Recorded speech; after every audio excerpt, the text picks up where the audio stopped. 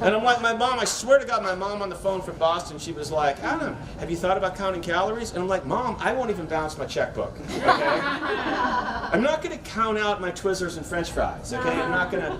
And then people are like doing this intermittent fasting, right? You guys know intermittent, it's like you only eat from like noon to 6. And so I'm like, what do you do the other 18 hours of the day? What do you hibernate? Do you hook up to an opium drip? Humans are meant to eat like all the time. They sell snacks at Home Depot. You know? And you get your friend who's like, I only ate in a 6-hour window yesterday. And I'm like, yeah, I know. That's why you're no fun to be around. I'd rather hang out with the fat, happy guy who eats 10 meals a day. He's cool. I think I sort of carried my weight okay. I think I carried decently well. The problem spots are the 1.75 chins. And shirtless, I look like under my abdomen I'm smuggling a very muscular turkey. Okay? This looks like I'm bringing Thanksgiving. You know what I mean? Any time of year, you know? I belong to a gym, but I love hiking, man. I love hiking in like, just in whatever, in hills and stuff. Because it's solo. It's solo. Nobody knows where or what time I started or how long I was sitting on a bench. You know what I mean? Nobody's ever walked up to me on the trail and go, hey bro, mind if I give you some pointers on your hike?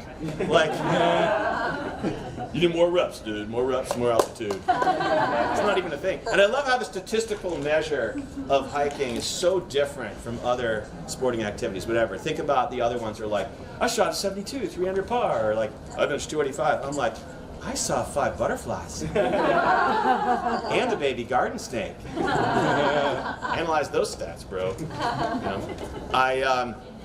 A lot of people smoking pot, man. More people smoking pot than ever. I'm going to estimate half this audience. Maybe right now. That's good.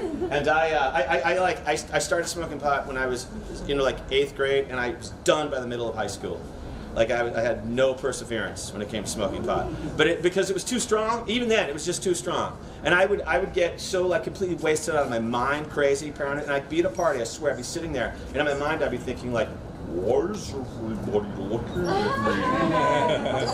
Why are they all laughing at me? And it's ironic because now I'm a comedian, so I'm more often like, why isn't everybody looking at me? Why aren't they laughing at me? Laugh at me.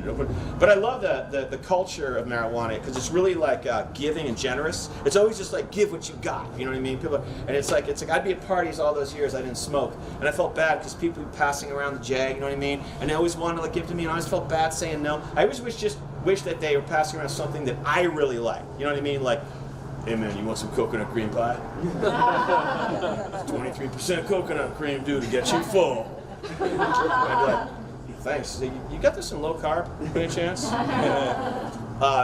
Our son, I mentioned our son before, our son is a very individualistic kid. And his favorite things in life are altering his hair, making iPhones out of paper, and dancing to Dua Lipa. That's pretty much kind of where he's at. And I have this friend, Aaron, who moved to Atlanta from LA, and he sent me a YouTube link of his kid, a whole YouTube channel of his kid playing baseball, okay? And it's incredible. He's 7 years old, okay? Incredible. The kid is like running, fielding, hitting, throwing, pitching, wearing like a little major league uniform, turning double plays, scooping up grounders, you know what I mean? And I'm like, our son just turned 7, and I once tried to play catch with him with a tennis ball, and he threw it back like a shot put, okay? I don't think any of his friends know what baseball is. His best pal's favorite sport is Harry Potter. I'm not kidding. And I know that, like, as an American dad, I should feel a little bad about my son's lack of baseball prowess, but I don't.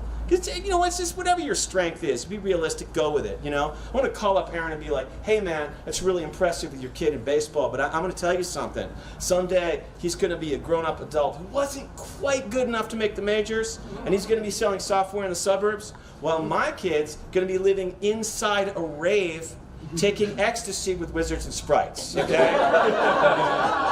And I'm serious. If he sends me one more baseball vid, I'm sending him a clip of my kid singing Shake It Off dressed as Queen Elsa, okay? Top that. Baseball dad. Where am I at? I have a little time? Okay. A minute? Yes. Okay. 90 seconds. Okay. Recently, my wife sent me on the impossible pharmacy errand that I hate. And I swear, because my son had a slight little cold or whatever it was, nothing big. But she's like, "Oh, honey, can you just go to the Walgreens and get the Benadryl PM tabs, chewable purple, and the red liquid Tylenol glass bottle 4-ounce cherry." And I swear to God, I'm like, I don't think I can do this. Like, I'm gonna choke. I can't do this.